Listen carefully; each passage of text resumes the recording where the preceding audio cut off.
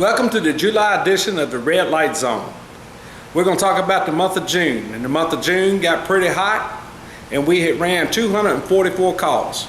Out of them 244 calls, we had 31 cardiac emergencies, 19 respiratory emergencies, and 24 MVCs. But this month we're going to talk about airway devices and things that we do to protect the airway. The airway is one of the most protected things that we do as an EMS provider. No air, no patient. We always want to make sure that patient has an excellent outcome if we have anything to do with it. Anyway, here's Ben Connell to talk about all of our devices. Take it away, Ben. Hey guys, welcome to the office. My name is Ben. I'm a medic here at Halifax Rescue. Today we are going to go over airway management, how to keep it, why it's important. Airway in EMS is number one behind scene safety.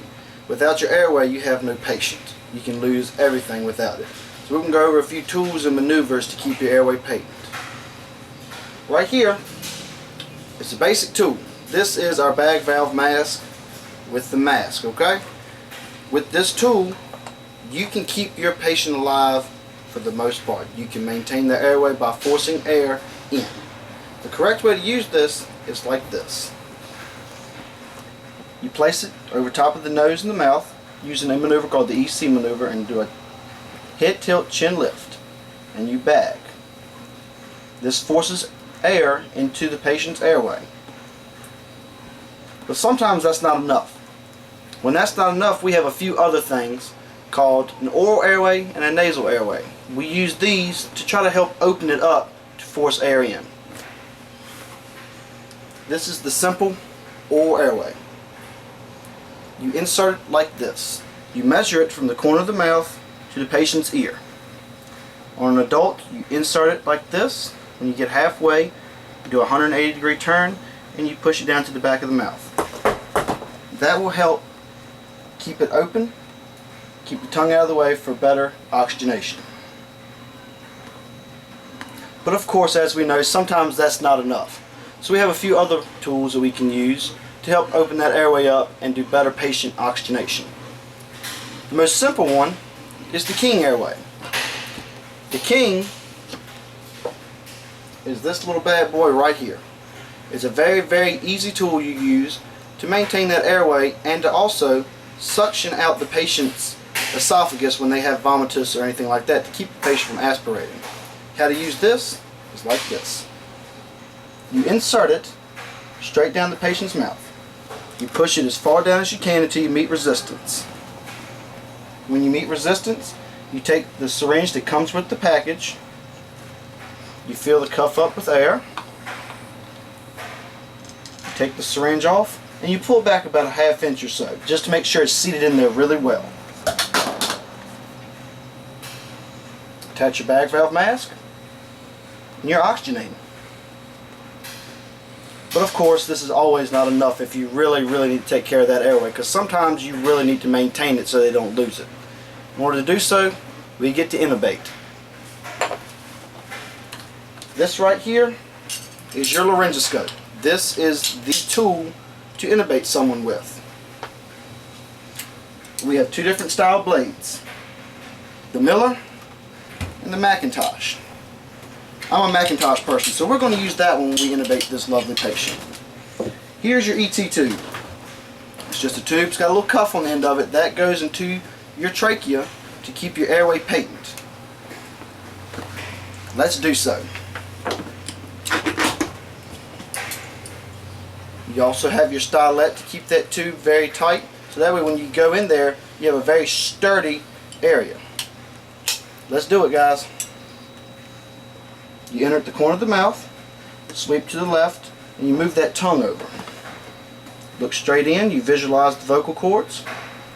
You're in there. Always close that off. Don't let go of your tube. Pull your stylet. Take a 10cc syringe. Fill that cuff with air.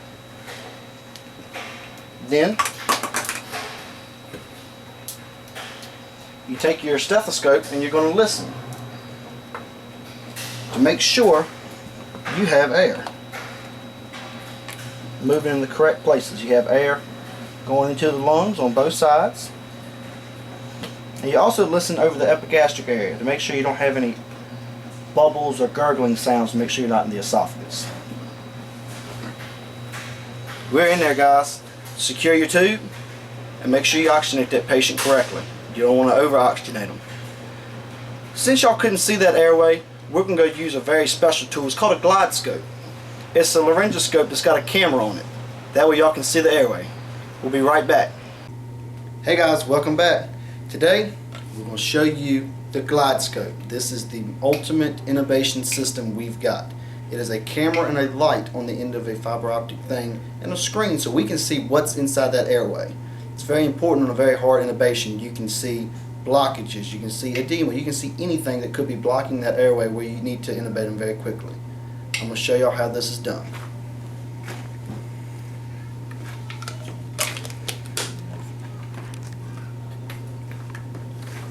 This here is the anatomy of the airway. Right there. That is your money shot.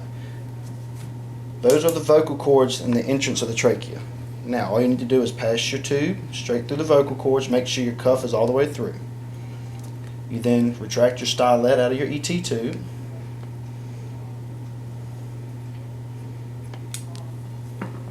Inflate the cuff to secure it in place. And then bag your patient.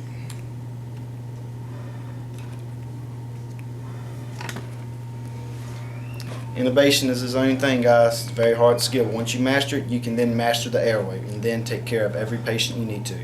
Thanks for coming here and watching the Red Light Zone. Until next time, back to you, Roger. Thank you, Ben. That was very good. All the tools that we have to use to protect the person's airway, because the airway is like one of the most important things that we have to encounter on a daily basis of our job. Anyway, on to an announcement here. There's going to be a public safety youth camp coming up. It's going to be between August 3rd and 7th. It's for a week. Register by July 20th. Looking for campers between the ages of 9 and 13. Camp fee is $35. You'll learn not only stuff about EMS, but also police and fire. I believe they're going to have a search and rescue basic type class as well. It's going to be all kinds of events going on the whole week. I think they will be doing some rappelling as well. Anyway, contact Becky Martin. You can contact her at becky.martin@co.halifax.va.us, or you can call 434-575-1326. This is about it for the Red Light Zone of this month. But look, come by 700 Hamilton Boulevard in South Boston, and we will show you around. We'll give you an application. Come on out, see what we're all about. We'll take you for a tour of the vehicles and show you all kinds of stuff that we do on a daily basis. Until next time, it's the Red Light Zone.